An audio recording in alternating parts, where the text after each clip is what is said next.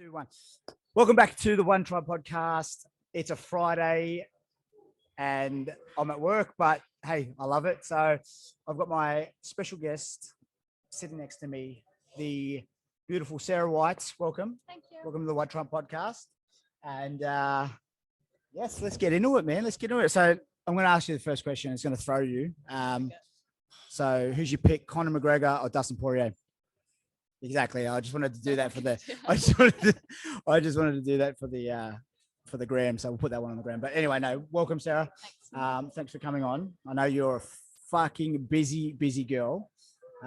So I do appreciate your time on the podcast. So give me a bit of background. Who is Sarah White? Why? Well, I'll tell you why. I've got her on after she explains who Miss Sarah White is. Yeah. Tell me about yourself. So, do you want to go with the Dubai story? Yeah, give me the whole. Yeah, give me the Dubai story. So, started as cabin crew in Dubai in 2013. 5 years as cabin crew, and then during that, I transitioned into yoga teaching, and now full-time yoga teacher in Dubai. Now just started teaching teachers yoga as well, so it's good. Beautiful. So cabin crew for 5 years. Yeah. Transitioned into the fitness side of life. Were you like obviously practicing yoga Before? No. Okay, that's interesting. I didn't know that. Yeah. Wow. So I started in 2016. Okay, yoga. there you go. Yeah. That's awesome. And like I think a lot of you guys have seen after I shared who's going to be on the next podcast. You've gone onto her social pages. She has quite a big following here in Dubai. One of the reasons why I wanted to get her on.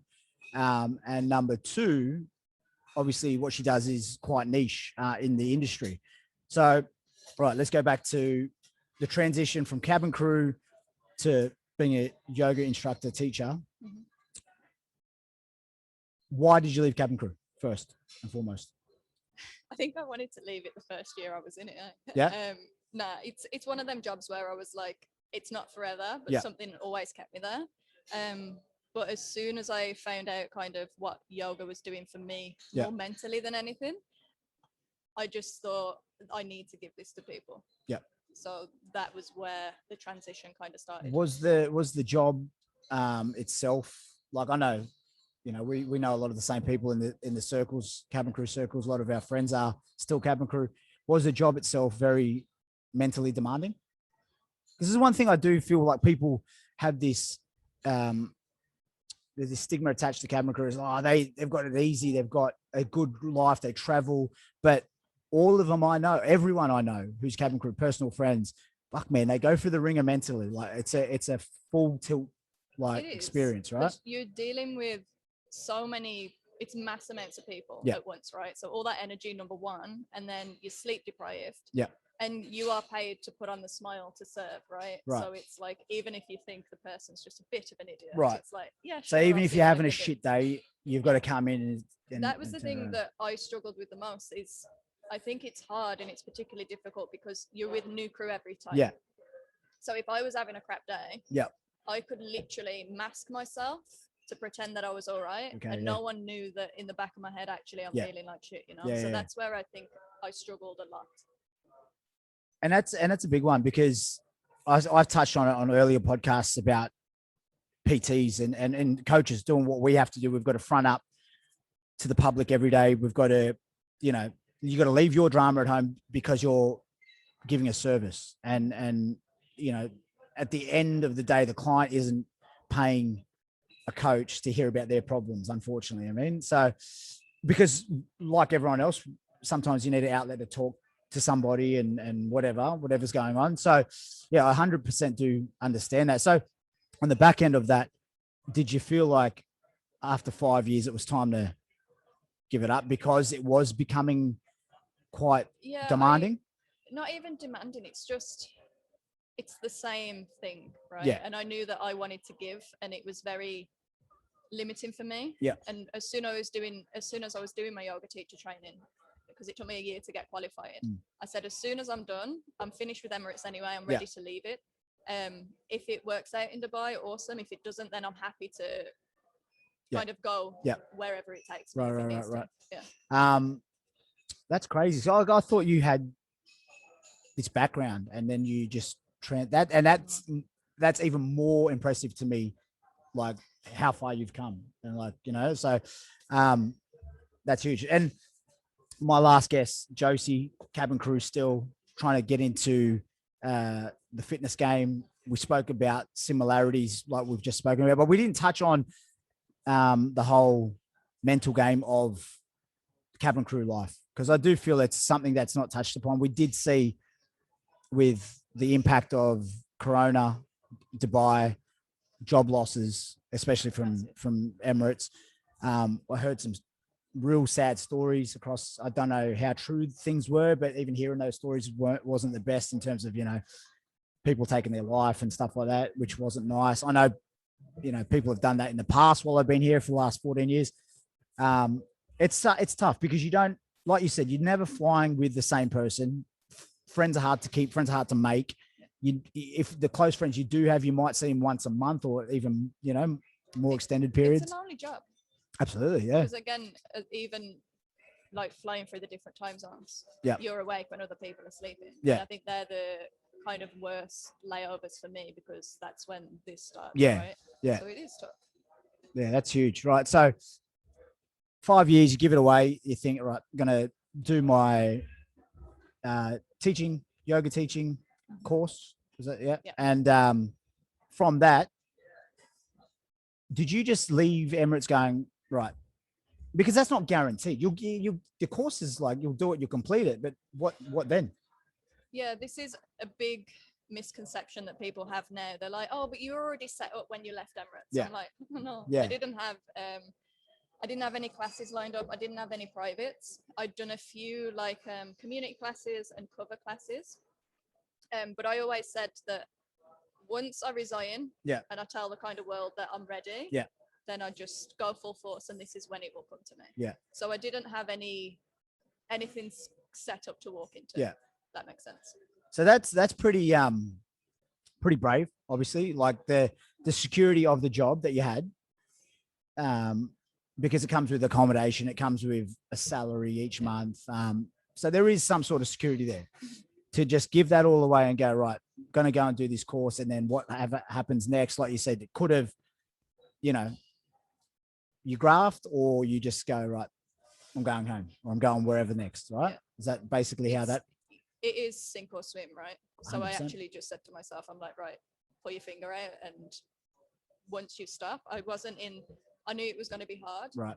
And I think any advice to anyone that wants to do it, the thing is with cabin crew, I couldn't physically do both. Yeah. Like I know a lot of people, if you could, you kind of, okay, set yourself up, do the stuff on the side, and then when it starts getting bigger, you can move. Where it's very hard to do that when you don't know your schedule, right?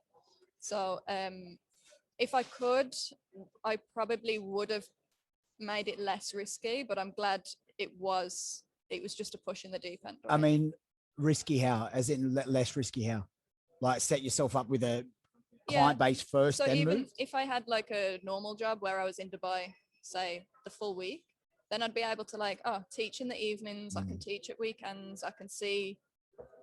But you know what, Sam, you know, no one teaches you this. Like you just said, it was sink or swim. Yeah. You're either, you see it, I see it all the time. You see it all the time. You know, people like this, I've done this course, you know, I've done a bloody course in how to trade stocks and in Bitcoin, this, that. Oh, that's awesome. Awesome. Yeah. Now what? What have you done with it? Mm-hmm. Oh, well, nothing. I was going to go back to, you know, cabin crew, like, or whatever the job they're doing. I was like, why did you think that was just after you do a course, it makes money now? Like that's what you think? Oh no, that comes after. Yeah. Way after. And it's for me, it's like the implementation of that knowledge and experience. That's where you learn the most after the course. After. Yeah. Yeah. 100%. And it's on the job training, right? For what you do. Like courses are great to just get knowledge of, you know, how the baseline of things work. Mm-hmm. You know, most of the courses I've done haven't they've literally been more not business orientated, but like say like anatomy based or whatever it is. And that's great. But half that shit I've never used on the gym floor and I'll never probably use. Yeah. You know, to the point where I'm sure there's courses out there, but for what I do, there aren't courses to differentiate like a pin loaded and a plate loaded machine, this, that. It's just, you get on the gym floor and you go, right, that's, what is this? Like, and you're Why like, is that read that. happening? Yeah. Or you Yeah. YouTube it or you Google it and go, okay, this looks the same. Yeah. This is a hip glute machine. Like, so a lot of it is on the job training. What's your thoughts behind, and this is something I was listening to a podcast yesterday about. I'm all for people trying things. You've got to try things to fail and then to get better from it. I feel like in this generation, or what we're seeing now, people are so scared not to fail because they want success straight away. Like, I've done my course and they're too scared to tell people that they've done a course because they're like, you're being, why aren't you successful straight away? Is that what you see? I think there is that pressure because we always see and we highlight the people who are at the top, right? Yeah. We don't see the people who are coming up until they're actually up there. And with the whole failure thing, it's, you are, and everyone, you need to know that it's not going to go right straight away. Yeah. Like everything that you do, there will be some point, like every release that I've done online, not that anyone would know it, but there's always been something in the background that's messed up. And we're all like, as a team, we're like, shit, how do we fix this, right? So if the expectation that you can just walk into something like this and something completely new and be like, I'm going to do it 100% perfect from the get-go is no way. No one's ever done it. Absolutely not. Because it's the journey that it's these mess ups and the mistakes that kind of you learn from, and it makes you better. And you know, I think a lot of people say to me, like, I actually had it said to me yesterday, like, I'm meant to be, the boys are at a beach club right now. Bro, why are you doing a podcast? I'm like, because this is the kind of information I want out. I'm in the industry. I'm a part of it. I wish there was stuff, because I follow a lot of dudes now that are online and on YouTube, and they talk open and honestly about their journey through or building a business. It doesn't have to be fitness. And I love that shit because you see the from the ground up to where they're at. And as I said to you before we went like live, was success is self-measured, right? I don't give a shit what anybody else thinks about my success, as long as I am happy with the level I'm at. And if I know I can push harder, go harder. If I know when to back off, whatever, but continuously learning, right?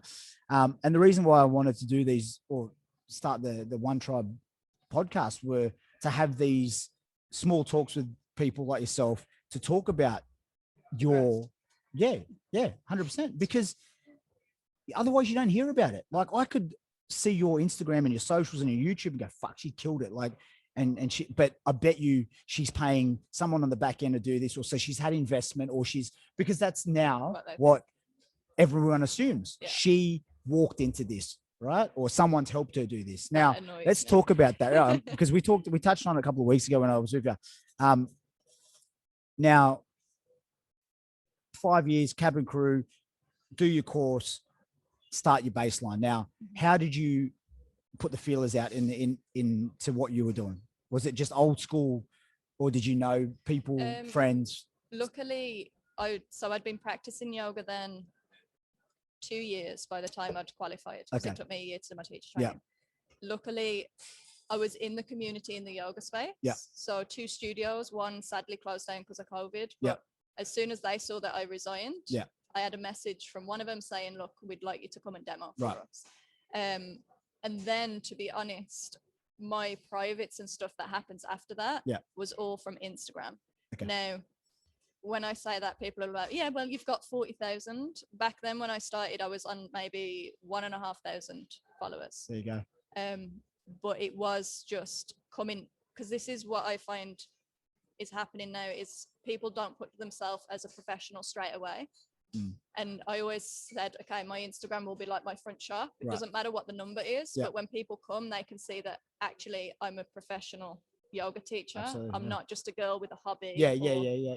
someone who's married Yeah. and does yoga Yeah. on the side. Like, this is my Yeah. jam. And when I did get clients and I asked them, oh, what made you like message me out of whatever, and they were like, just your feed, it had a different kind of tone to Yeah, me. well, and it looked professional. it's like if you go and visit her feed, I'll have the links in this bio after. And I was speaking about you last night, and I was saying, because as soon as I say, oh, we've got another female guest on, right? People look at me and go, oh, you're just trying to like get girls on this. Like, it's not about that. It's like, this girl doesn't, like, the typical fitness Instagram feed these days is girls are using themselves to sell. I don't even know what Other they're trying to sell people's anymore. stuff. Yeah, I other just people's cannot. stuff, but they're using their sex to sell. Yeah. Like, and when I say sex, like their sexual appearance, and they're, you know, a good looking girl, and then you look at this post and you're like, what the fuck are you actually trying to push? Like, This is what gets me about Instagram now is my thing has always been like represent reality. So if I'm not given use, and I always question like, why am I putting this post up? Yeah. If I'm not given use, I'm not going to do it. Yeah. But then I do see, I'm not even going to say, but yogis out here as well. yeah, They'll post like 2 pictures a day you're right. with just some one sentence like, oh, great day in the sun today. A Yeah. shitload of tags. Taurus season, baby. Yeah, like, and that's they get shit. and yeah. they get like Yeah. 2,000 Yeah, likes on yeah, this. They're all in the follow groups, Yeah. and I'm like, that's all well and good for you. I'm like, but what are you bringing to the table, and why is this important to you?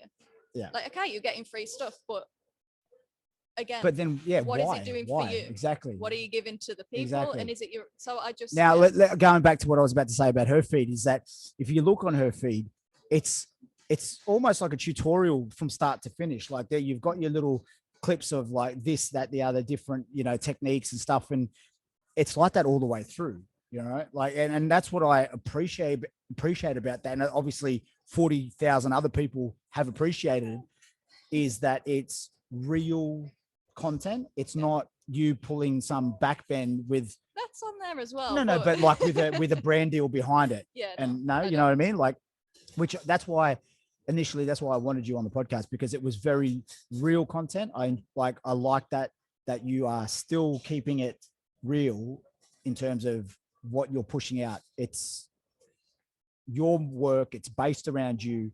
You are the brand, and then everything else flows behind that. And which I think there's not enough of. People aren't trying to build their own brand. They're trying to build a profile to push other brands, right? And this is where I think they get, obviously, I just think if you put that amount of time and energy into your own thing, you could have something amazing that you own. But there you just said that, time and energy. No, everyone's impatient. Yeah. Everyone wants overnight success. They think because Under Armour gives them clothes every month, that's it. They made it. Sweet. Yeah, like, that's what I want. I want to be sponsored by Under Armour. You're not you're a walking billboard for a multi-billion-dollar company. That's what she's wearing. Yeah, I mean, yeah. But look, I think we've all been. I was there once upon a time when I was younger. Like, I had Under Armour, I had BLK. We were running it more for the purpose of having our staff look the same. That's what I loved. It wasn't about, I'm not a fucking Under Armour athlete. I know that, but having the whole team in Under Armour looks sick. Like that, you look like a uniform based company, which was awesome for me. And then to be aligned with a brand such as that, it holds some value to the end user, I guess. But then my mind changed on that as well. And that's when I started releasing my own shit. I was like, I would rather people wearing my own clothing. That looks even better. But again, maturity, I think, separated me from chasing brands to then going, bro, be your own brand. You know what I mean? That's sick. So, right. So we've touched on you coming out of the workforce into now the freelance market, into the health industry, health and fitness industry, to start building your brand.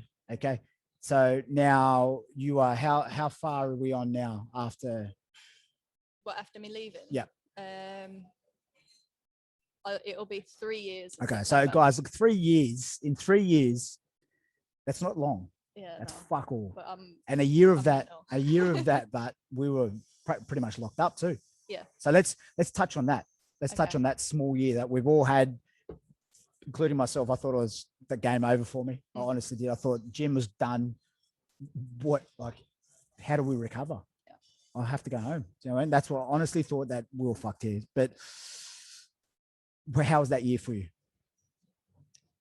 Do you know, I'll put the positive spin on Yeah. it. For me, it was actually very good Yeah. in a sense that, so I think the first year that I was in this industry, I was caught up with like the fitness influencers, and I did go down that path of, oh my God, I just need to like post all this content, blah, Yeah. blah, blah. I need just to get big. And that was my mindset. And Yeah. then when COVID happened and we all went into lockdown, I started to realize that there was a community here that has been supporting me for a year that I wasn't fully invested in. Right. So, and that's where I started. So I went straight away, Zoom. I did my first online course Yeah. that we did through Facebook Live. Yeah. And seeing the people in Dubai turn up for me and buy packages for me. And it was literally, I was in my old place at the time, and it was a shoddy back room, like super old. And the sense of community that I built as we were locked down, I was like, man, why do I give a crap about getting so far out there when I have people who are turning up for me here, Absolutely. who are supporting me? Like, and it helped me realize what was important. Yeah. You know, yes, okay, the first year was good in a sense of where I got my base, but I think during that time, I literally switched my perspective into, okay, less about all of that stuff and more about what I'm already Building a involved community with. around what you do. And that's the biggest thing I touch on, and I'm glad she just said, is that building a business, a fitness-based or health and fitness-based business, you need to build a community around what you do. Doesn't matter if that community has 5 people in it, right? Like, that's how I started. That's how you started. 3 to 5 people supporting you. Then 3 to 5 goes into 15, et cetera, et cetera. And then by the end of it, you've got a massive community. And yes, people will drop off. That doesn't reflect your work. It might reflect the economy. It might reflect whatever. But even when they do drop off, and I'm going to say something now, it's not all about money. Yeah. You can't have, I wasn't making money when I first started. I was making fuck all. Like, I used to catch the bus up and down Jumeirah Road, like stuff like that. Money will come when your passion is behind something. Yeah. I believe that. It flows. Yeah. You can't hold it too tight and grip to it, because you have to be able to let it go. And not in this industry either, right? Like, this industry is so volatile when it comes to paying and payments. And, you know, I've touched on this in the past. I've got people on our roster now in 2021 that don't pay me because of whatever's going on in their life. And you know, you understand, as much as it's not good for my hip pocket, but it's good for their mental health. And not that I'm asking it for it to come back around, but maybe one day it will, right? You know, so I'm happy, and I'm happy to do that. And we got into the industry, I believe, to change people or help people. So, you know, you can't, I feel like everyone's just chasing the dollar out here. This is the thing as well with the community. And I am living, breathing proof that just because you are getting hundreds of thousands of views on a video on Instagram does not guarantee you revenue when you do actually start to put stuff out there. Absolutely. That was the biggest lesson that I learned. Like, if I could go back and start again, I'd do it totally differently. Would you? Yeah, 100%. How so? It's the strategy. Yeah. I can't get it. I'm dyslexic. I'm dyslexic. I'm laughing. I'm dyslexic. So I don't. I can't speak. I thought you said it right the first time. So what I have now in place works perfectly, because my energy isn't just going on one system, one platform, and an app. Yeah. Right. Whereas where it used to be that. I feel like people need to look at the bigger picture, as in, if you do want to build a business, what products are you giving? What services are you giving? And how can you put that across as many kind of platforms? Yeah. Does that make sense? Yeah. So I'd flip it round. Yeah. So this is where I'm, for myself, I feel like I'm fucking doing too much shit at the moment. Like, if someone looked at my sort of business portfolio, all this shit going on, and my head's up my ass. Yeah. Like, I want to be this person. I want to be this person. I want to have a successful gym, and I want to be like a podcaster, and I get home and like, I'm like, oh shit, I've got to do this, this, or this. 100% know I need to scale that back for myself. I need to make it simplified. Yeah. Would you, and this is what I feel like you just saying, and you're probably doing well, is that you, like a food menu, you've only got X amount of things on there, and that you do those well. And that's what you're giving out, because you're hitting 4 things that are really executed well, and people are paying for that, and they're getting the most out of it. Where I'm hitting 20 things and doing it at 50%. Yeah. I think it needs to run full circle, right? Yeah. So it needs to be, okay, I've got my online course. Yeah. My YouTubes need to be around what's happening in my On the online course. Yep. My newsletters will feed into that, what I'm posting on Instagram, Yeah. right? So it's like a full thing. So yeah, okay, maybe look, I've got 5 things on the go, Yeah. when really it's one subject that's helping build across all platforms. Does that make sense? Yeah, definitely. Now, let's segue into socials, because you do it well. Like YouTube, your Instagram, obviously your online platform, but people, it's subscription based. No, not yet. Okay, so they pay like, how are they getting on that? It'll be so OnDemand Courses. Yeah. I can't even remember how many courses I have on there. I think 3 courses at the moment, 2 ebooks, and yeah, it's drip feeding. So if they sign up the course, they have it for life. How did you get to that? Like, is it all self-taught, or have you got like a mentor that you use, or you watch a lot of shit that other people are doing to sort of imitate? I kind of knew where I wanted to go with it.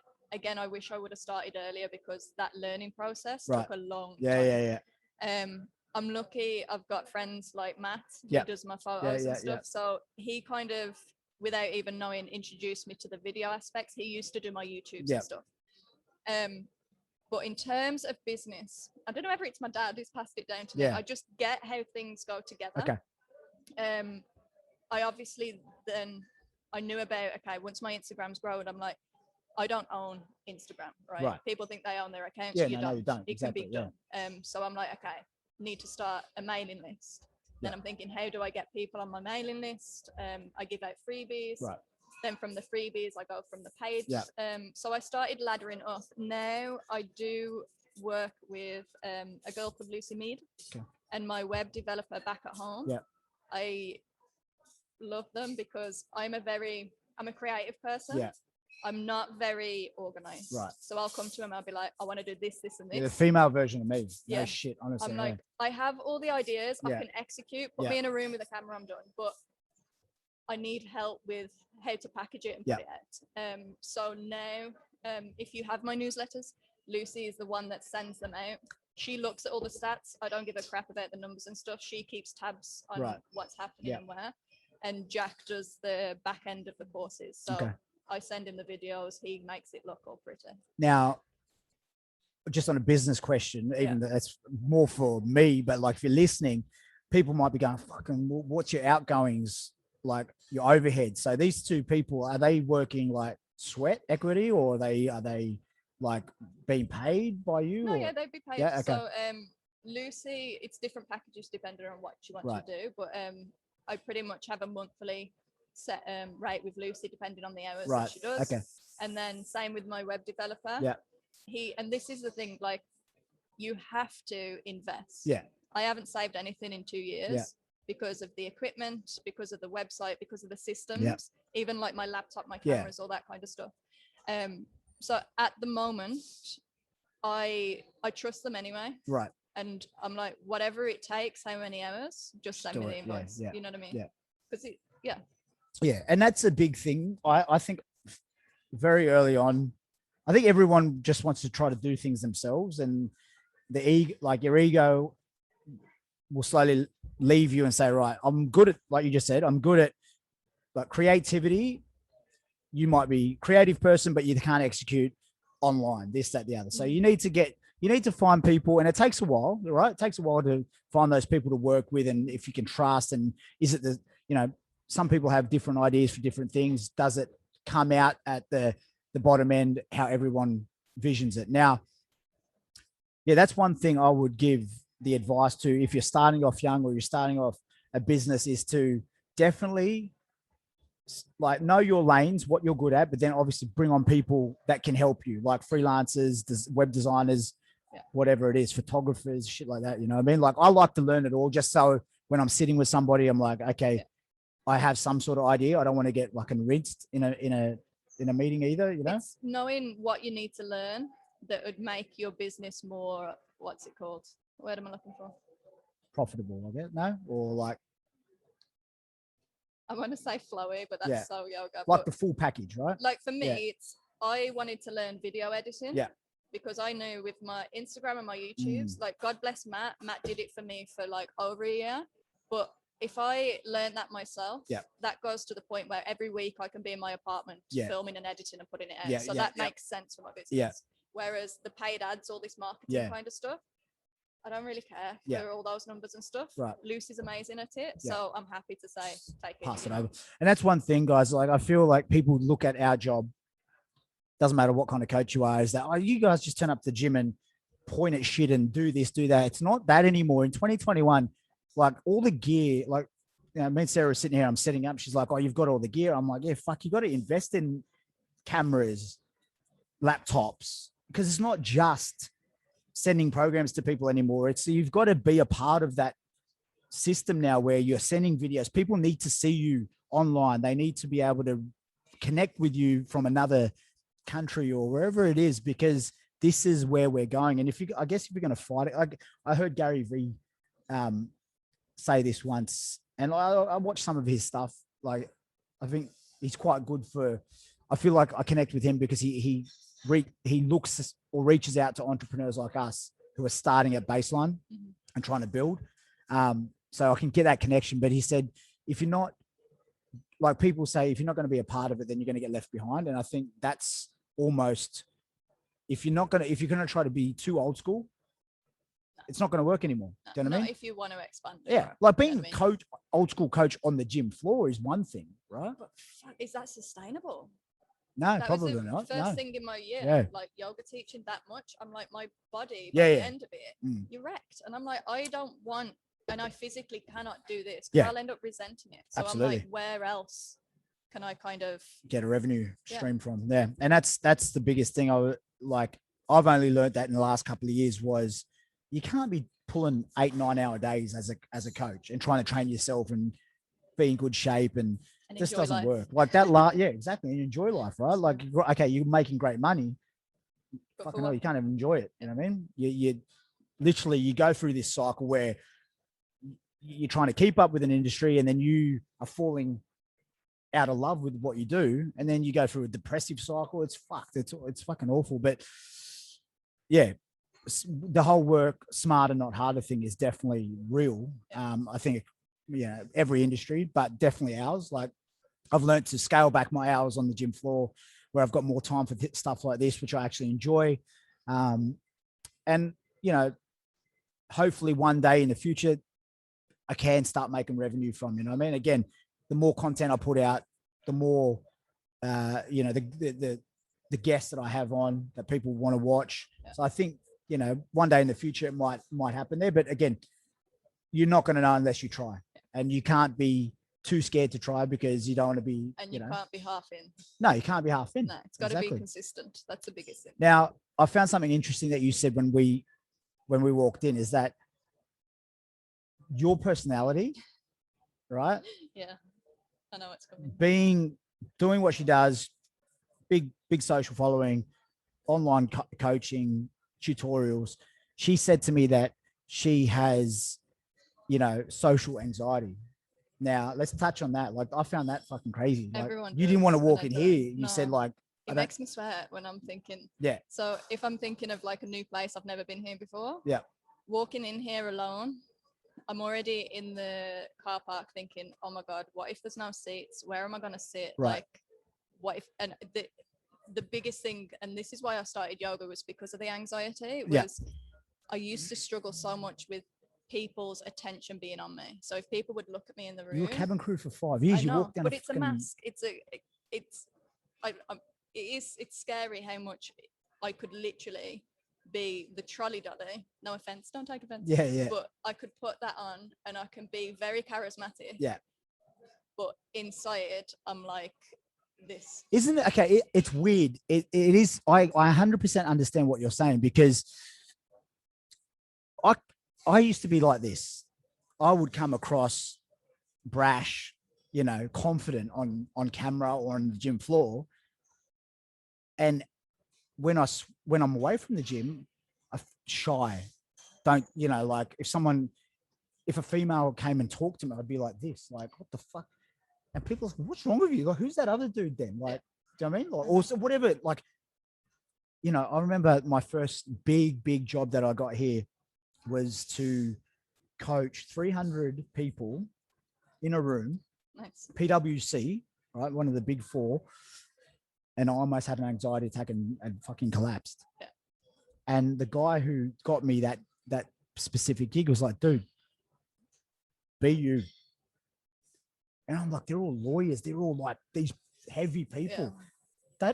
What do they know about fitness? You're the fitness dude. You do it. Be you. And to be fair, I still walked out and shit myself, because it's, that's huge. It's like public speaking. What the fuck do I know? Why would they listen to me?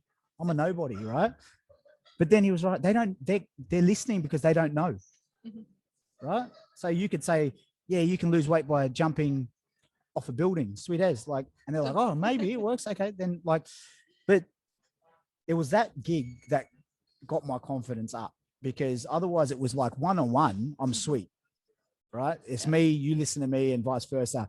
But then I started to go into like semi-private groups, and like, you're the leader, right? And then, but I've always played team sports. I would always come out, like, step in front if you want to be the captain, this, that, the other. And I was never scared to do that, because the confidence was there. I was good at sport, this, that. But yeah, when it came to this side of it, there was that self-doubt, and that's what you touched on, self-doubt. Now I feel, right, that in this game now, again, you said something that you just resonated with me, was that you before you put out a social post, or before you put on something on YouTube, or should I put it up? And like, you have this sort of self-doubt about. It's whenever I'm releasing something new. Yeah. And it's so the last one was my YouTube challenge that I did. It was like a 10-day course. Yeah. And as it went live, in the back of my head, and it's always this little voice that says, Sarah, you shit. Something's going to fuck up really bad. Your name's going to be ruined, and people will judge your teaching. And it's one of them things. If you think that you'll ever get to a point where that doesn't happen, it'll never. If you're waiting for the perfect time to be like, okay, I'm confident to do it, it's not. It's learning not to listen to it and to not act upon it. And it's the same with just the social anxiety. Is before, like, I used to cancel dates and be a super flaky person, and it's not because I don't like the guy. It's because the thought of walking into a place that I don't know used to crumble me down. And it gets to a point where you just have to say, I'm not going to listen to you. Yes, you're there. I hear you. It's a behavior pattern that's obviously ingrained deep. Yeah. But you can't let it stop you from progressing and keep doing. Okay, it's funny she's saying all this, because she just come before she was here. You were just doing an event. How many people were there? 30. 30. I mean, it's still 30 people. Fucking, that's a lot of people, eyes on that one person. And she was like doing her thing, right? So it's crazy how dynamics shift, and like the people that you think, because of their social presence online, oh, mate, she must have be super confident, be like this, that. Yeah, I mean, that's awesome that you're actually opening up this way and saying that, no, it's not all about just having 2,000 likes on Instagram gets me confidence. No, like on the backside of it, I still struggle with social anxiety. I still struggle with self-doubt, 100%. Confidence. And like you said, I think everyone does. We all need to reach that point, is that you need to back yourself. Yeah. Nothing. And this is the other thing too, is nothing is ever wrong. I guess, if that makes it, nothing is ever wrong that you're going to put out. There will be things that you can say that don't agree with people, or et cetera, et cetera. And as long as it's true for you in that moment, absolutely. It's good. And the thing is, that will evolve as well. So if you go back and look at my very first YouTube, God. I literally Yeah. want the ground to swallow me. And Yeah. people are still watching them and doing them. I'm so monotone. I'm like, hi, I'm Sarah White. No, what did I say? Welcome to Yoga with Sarah White. And then I turn and I'm like, I'm obviously Sarah White. And I'm like, oh my God, this is so bad.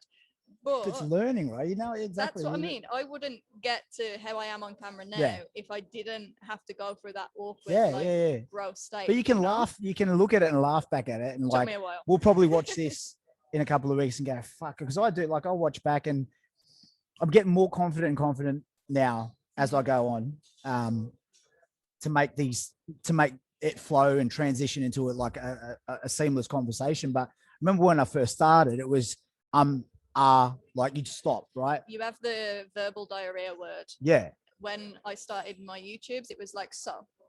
And I'm like, okay, now I need to rein that back. But I see it now too with just in coaching aspects of new coaches when they're coming onto the gym floor. They look around and number one, that this coach was unprepared for the session. There was nothing planned, and they're looking around and say, okay, the leg press is taken. Oh, panic. And I'm like, dude, but that's, again, you can't knock them. Yeah. It's a bit unprepared, but one day they'll get there. It'll be just a seamless flow. The client won't know any different. Where it was meant to be a leg press now is whatever the next exercise is, whatever. So again, I think going back to the topic of not being the person that if you want to release a photo or a video or this, that, the other, and you want to go and do something and you're too scared that will I be judged for it? I think you need to drop, because this is learning. This is how you learn. How are you going to go to your next job interview if you think you're going to be harshly judged? That's what a bloody interview is. You're being judged on your personality and character, right? Or what they can see on a piece of paper. So I feel like we need to all drop that, and it doesn't go overnight. It's something that you have to learn to do. So no, it's good that you spoke about that. Now let's move on to the whole industry. I sort of leaked it on my Instagram, like the mind games of the industry, the fitness industry, especially here in Dubai. I can only speak on my Dubai experience because 15 years has been spent here. Being where you are now, comparison to 3 years ago, did you feel like you needed to keep up with a industry or a circle that was coming up and you needed to be a part of that? Or were you always like, I'm just going to do my own thing and see what happens here? I've always been, again, social anxiety, all that kind of stuff. I always was kind of, okay, I'm going to go do my own thing, stay on my own path. But that doesn't mean that I haven't struggled with the whole comparison. Yeah. Like, oh shit, should I be doing this? Yeah. Or like, I've noticed that, yes, my engagement has dropped because I'm not just posting fancy shit that doesn't mean anything anymore. Right. And there is a bit in the back of my head that's, I had to switch it off, that was saying, no, Sarah, just go back to the easy life. Just post your back bends, post some dumbass quotes, because then you'll get all the fucking likes and all this shit. And I'm like, hang on a minute. Check yourself. Number one, the likes and stuff, it doesn't actually matter, right? But you do. It is an industry where you do feel like you've got to stay young. I put on quite a bit of weight in COVID as well. Yep. That wrecked me because I was like, shit, I'm meant to be this fit, strong calisthenics yogi, and I've come back looking like a bit of a potato. Yeah. Not as strong as what I was, and I'm still not. But then it's learning that actually, as a human, people can relate to that more. Yeah. Rather than being this, I'm not an athlete at the end of the day. You know what I mean? Yeah, it was funny because I think we all go through that transition. You go like, man, to stay in shape as a coach, I'm fucking 37 years old, right? Like flat out, like there's not a year that has passed where I was that badly out of shape. Like if you compare me to my 20s, fucking hell, I look totally different, but I've done pretty well in 15 years, never to just drop off the wagon. But you know how hard that is? Yeah. It's fucking hard because I will go out of life where I'll have a binge season where when I was younger, not anymore, but on the piss with the boys every other weekend. And that's not healthy. And I'm trying to then portray on a Sunday, go into the gym floor, guys, you need to eat like this, watch your calories. And I'm out on the weekend. I've just blasted myself 3 days straight, right? Yeah. Like fucking hell. But it's hard to stay in shape as a coach. Mhm. We preach lifestyle. We preach this, guys, you need to live like this. But only then did I then turn around and say, not sustainable. Not sustainable. Live your life, put it out there. Because I was so scared to put like stuff on social media, like out with the boys, you know. Yeah. And only till I started to do that, then people were like, "Wow, bro,